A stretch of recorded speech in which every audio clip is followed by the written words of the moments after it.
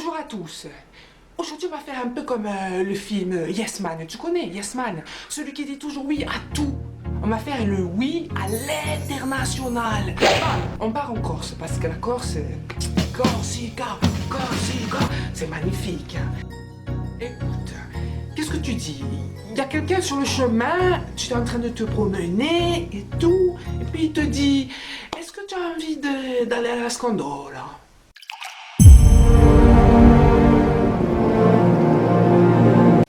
Et là, qu'est-ce que tu dis?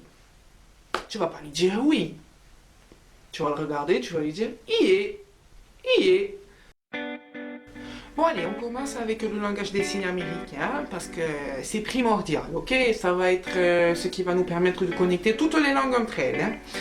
C'est super facile. Tu fais comme ça, le point, et puis tu fais oui, tu fais yes, comme ça, oui. En fait, le point, c'est un peu comme ta tête. Oui. Tu comprends? Bon allez, maintenant on part en Russie.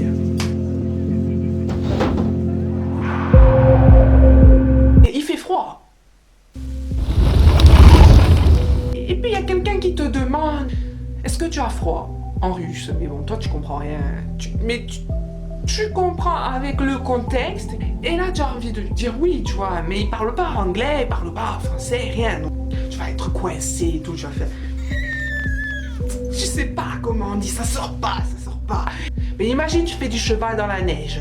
Ah, dada, sur mon bidet, dans la neige. Eh ben écoute, une fois que tu es sur le dada, tu te souviens du dada. Et puis en fait, c'est facile, en russe, tu dis da. Une fois. Da.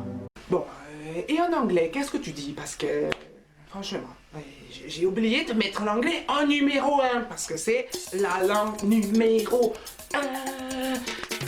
Enfin bref, imagine tu pars en Australie, comme j'ai fait. Tu fais le backpacker, comme on dit, celui qui voyage avec le sac à dos, qui va dans toutes les routes et tout. Là, tu mets le sac à dos comme ça. Tu fais comme les gros touristes qui viennent à Bastia. Tu mets le sac à dos comme ça, et puis allez, tu te promènes. Regarde. Et là, tu fais des beaux paysages et tout. Et qu'est-ce que tu dis quand on te demande, est-ce que tu veux, par exemple, boire un cocktail? Je sais pas, moi. Et ben là, tu enlèves le sac à dos d'abord. Et là, tu regardes comme ça, tu fais petit sourire. Et puis tu dis, yes. Facile. Ah, tout le monde le sait en plus, je pense. Enfin, je crois.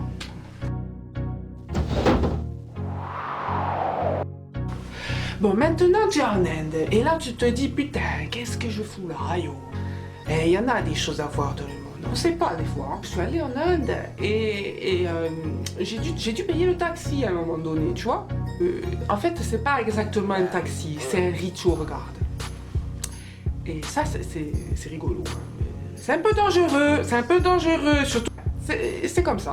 Je me demande si j'ai les sous. Et moi, je comprends pas ce qu'il dit. J'entends comme vous, tu vois, j'entends. Mais avec le contexte, bizarrement, tu comprends. Tu vois? Imagine, tu as compris quelque chose. Tu fais ah, tu vas mettre le H devant. Donc, par exemple, tu rigoles. Vas-y, tu rigoles. Pour le H, tu rigoles. Tu fais ha. Mais tu vas dire ah, donc tu vas faire Tu vois, c'est facile. Bon, et en italien alors? Bon, en italien, c'est facile. Hein. Tu dis si. Mais l'accent est de ce côté, regarde sur l'écran, et il est de ce côté, donc de ce côté, et puis tu dis si, ok? Puis en espagnol, facile aussi, hein, mais tu dis si, sauf que en fait l'accent est de ce côté, si. Et au Brésil il parle portugais, hein, pour ceux qui ne savent pas. Tu vas dire sim, tu vois, avec le M à la fin, sim. En Allemagne, tu prends ton parapluie parce qu'il pleut. N'oublie pas le parapluie. Il faut un truc qui s'appelle Oktoberfest. Tu connais? C'est un truc gigantesque dans le monde entier. C'est un apéro géant. C'est bien, non? Ça, c'est bien. Ça, on peut rien dire. Ça, c'est intéressant. Comment tu dis oui en allemand? Ayo! C'est facile, tu dis ya. Maintenant, on passe aux choses sérieuses parce que le chinois, ça, c'est différent.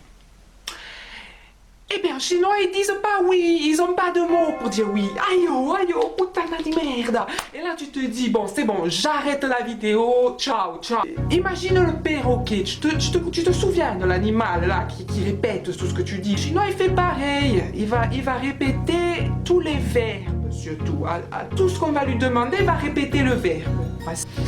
Par exemple, lorsque tu es célibataire, donc le verbe tu es, et il va dire suis, je suis, il va dire suis, je, je, je, je.